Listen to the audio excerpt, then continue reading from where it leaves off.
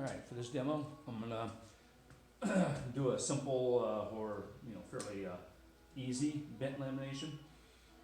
So the project I'm working on this is an arts and crafts rocker designed and built by a guy named Charles Rohlfs. The unique thing about Rohlfs is he designed and built all his own furniture, unlike Stickley, Stickley, there's several different companies. I think Pop and Nine Sons basically all did some sort of furniture making. But they typically designed the pieces and had a factory where workers would implement this or implement the projects. Rohlfs designed and built all his own pieces. So there's not as much of a proliferation of his pieces still available. There's several different versions of this rocker. One of the versions, I don't know how long ago it was, but it came up on Sotheby's for an auction and sold for $100,000. The version that I'm making, the only one that was ever known to be built, was in for his house, and that house and all the furnishings burned down. So there is no original version of this particular rocker out there. So it kind of appealed to me that it's a little bit different. And also maybe make it a little bit more possible for to sell a spec piece, since Rohlfs pieces are fairly popular, but obviously inventory is extremely low, and this one, the only one you're going to find is made by it's going to be somewhat reproduction. So anyhow, enough of that. So this bent lamination is going to be quarter sawn white oak. The whole piece is going to be quarter sawn white oak. So I've already done one lamination. Let me zoom on that and you can see. So one of the issues with bent lamination, and you can see it on this piece, you can see we got a little bit of a gap here. So bent laminations typically have some sort of spring back. So for this particular rocker, it doesn't really matter as long as they're both symmetrical, identical. The spring back is not a big deal. I think this rocker is based on a 16-foot radius. So if I don't have a true radius around here, it's not that big a deal for this particular piece. But if it's important to the piece that you're making, account for that spring back. Make the piece a little bit tighter. Or find some other way to deal with it. I've done some curved front sort of Krenov cases, display cases. And typically if I do something like that, I start with the bent lamination first, because then you can build a piece around whatever the profile of the bent lamination is when it comes out of the form. If you build the piece first and then expect that you're going to get the exact arc or bend out of your lamination, you might be unpleasantly surprised. So anyhow, so I've got my witness marks on here. I resawed these on the bandsaw. Ran through the drum sander at 60 grit. I wanted a little bit of texture there for that glue to grip to it a little bit better. But that makes it a little bit cleaner to glue up. Let me zoom in here on this area, and hopefully you can see what this bent lamination looks like. So, and this is kind of part of sort of what you're really looking for is you want to keep all this stuff sort of symmetric, sort of as it comes off the board, so that way when it comes back together or when it comes off the form, we got pretty decent gray match through here, and I've got some pretty rough sanding marks on this. So again, I cleaned this up first on the jointer, cut the other edge parallel with the table saw, and then ran it through my drum sander just to clean it up a little bit. What we want to sort of have is continuous grain around through here, making it look like it was a single piece rather than a bent lamination. So anyhow, let me back up the camera a little bit. Let's talk a little bit more about this. Okay, that'll work. So to start with, to figure out, and the bent laminations are really fairly strong. I could probably take this on the ground and put my whole weight on it, and it's not going to break. So that's one of the big benefits of bent lamination. We've got a lot of glue in there. We've got a bunch of pieces that are somewhat in tension together, so it becomes very, very strong. So obviously I got my form. Once I have that, I need to figure out or decide how thick of a lamination can I do for each ply. How thick can those plies be in my entire bent lamination in order to make this work? And some of that comes with experience. If you don't have experience, just kind of do trial and error. Try to go with as thick of a piece as a ply as I can and still make this bent lamination work. So one way to do this is just to take a piece of wood, cut it, and then bend it over your top of your form. So when I started this, I figured 1/4 inch for this subtle of a curve would be fine. So I started at a fat 1/4 inch. By the time I cleaned them up, they're just a little under 1/4 inch. But now, when I put these on here, I'm going to put them in my vacuum bag, and altogether they become pretty difficult to bend. But what you're looking for is to get one ply to bend evenly across here without fracturing. So if this were a tighter bend, obviously I'm stressing those wood fibers a little bit more. What typically can happen is you'll wind up cracks developing on the outside. They almost look like sort of shakes, but basically what we're doing is we're bending this to such an extreme that we're going to have some separation on those annular rings. Typically it's going to be the early wood that tends to break, but we want to try to avoid that to happen on our final piece. So in that instance, I could take a metal band, put it sort of back up all these pieces, and then the metal band kind of keeps the fibers on the outside of this top piece from breaking. I can take just another scrap strip and sort of let that one be the sacrificial piece where everything's going to break, and that way my final piece winds up sort of still intact. I did get a few minor breaks just sort of on the outside edge of this one, but I still need to trim this down and I'll round this over, so that's not going to be a huge issue for me for this piece. So I think I'm good with going just the strips that I have. I'm not going to back up the top one. So, but yeah, again, that might be a concern if you're doing a tighter bent lamination. So this one's a fairly simple one. We basically have a simple arc or an easy, gentle arc, and we're just going in one direction. You can do bent laminations around the post. You can do a multiple bent lamination where perhaps it starts off straight, twists around, curves, and then goes sort of maybe 90 degrees. There's a lot of complicated bent laminations you can wind up doing. The more sort of tighter or the more twists, the thinner on the plies you have to go.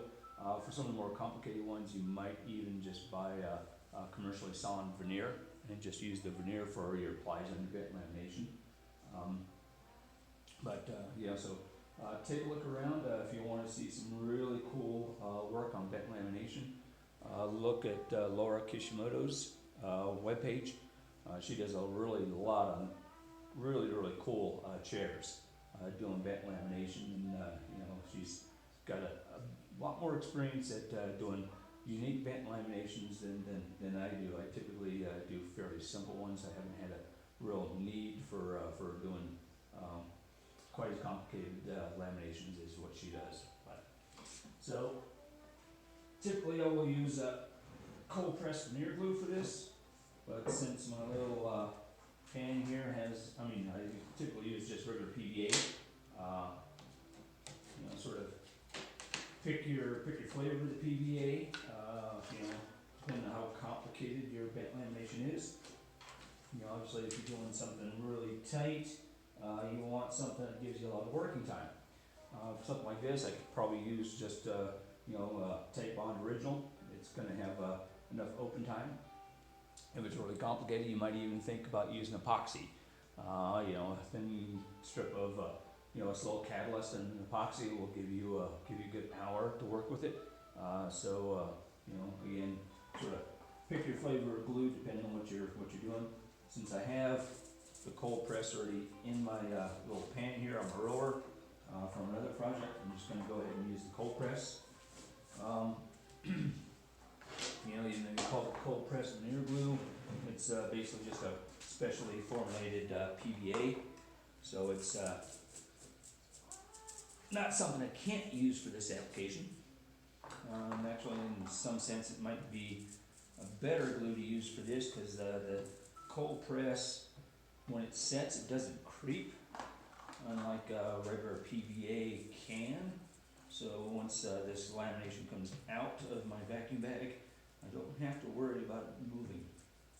So I'll just spread some glue, and you'll notice I'm not touching the top lamination.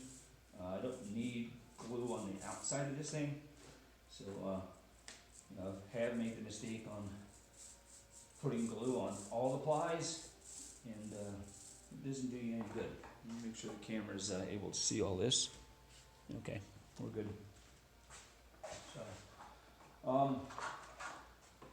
So again, a couple things to keep in mind. As you're resawing that, put your witness marks on your pieces before you start resawing, so you know how they go back together. We want to keep those plies as close as the same orientation as they came off the solid board, just so that grain matches real well. Also, on most of my forms, I coat them with something. I can just use packing tape. For this one, since I intend to reuse it for a couple other pieces, I coated it with some, I think it's just some polyurethane and it's sitting around. Typically I don't use part of everything as a final finish, just no other reason other than I prefer other finishes on personal preference, and there's nothing wrong with polyurethanes. Most of the sort of hobbyist woodworking world will probably use polyurethanes. It's just not one of my preferred finishes.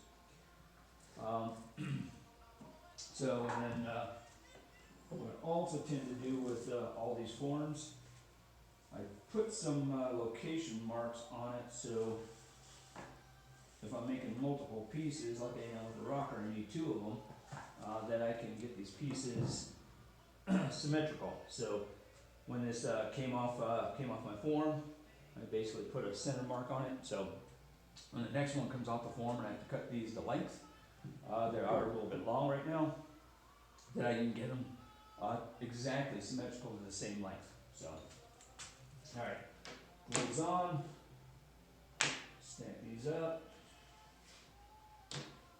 Again, I laid them out so they're in the same orientation as they came off the board. Now what I'm going to wind up doing is, just because I won't be able to do much of these I won't be able to realign them once they get into the vacuum bag, I am going to just use this stretchy packing material. I just got this from Home Despot. I'm just going to real quick wrap the ends of these. They'll still be able to slide, between each other, but at least this is going to sort of increase my chances of keeping them a little bit from spreading from side to side.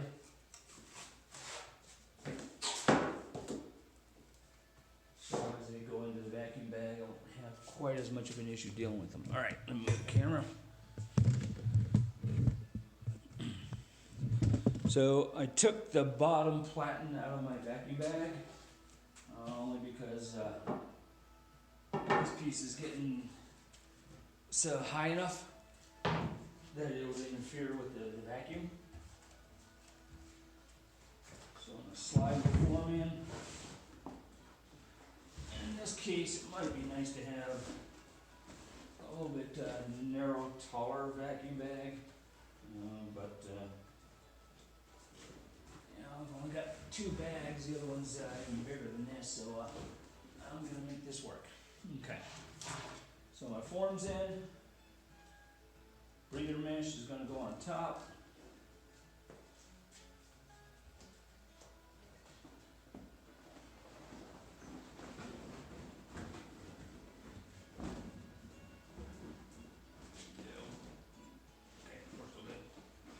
Obviously this is not the easiest method to get set up.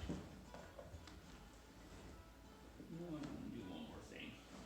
This is getting to be a little, first one I did wasn't quite this much trouble. I'm gonna do one more thing here real quick. Just to make this a little bit easier.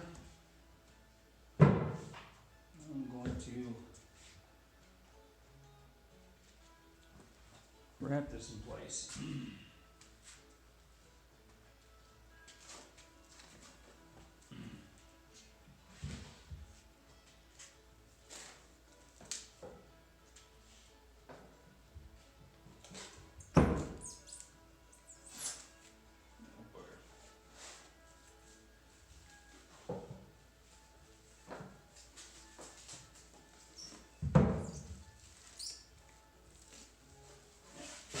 Good enough, just one, so it's one less thing to juggle.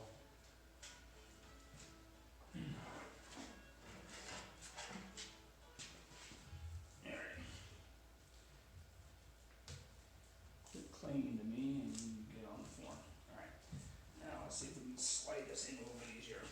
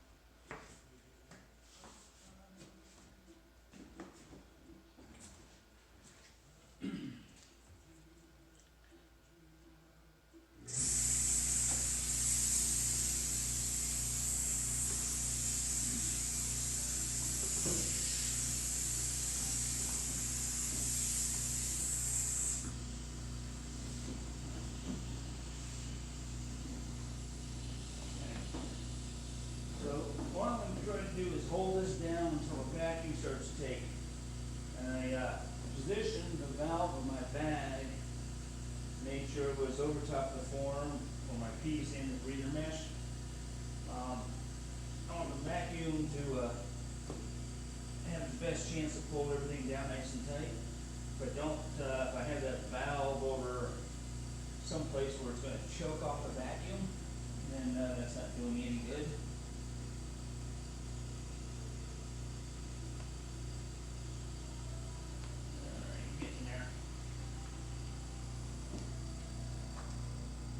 Also hold it down just a little bit, just to make sure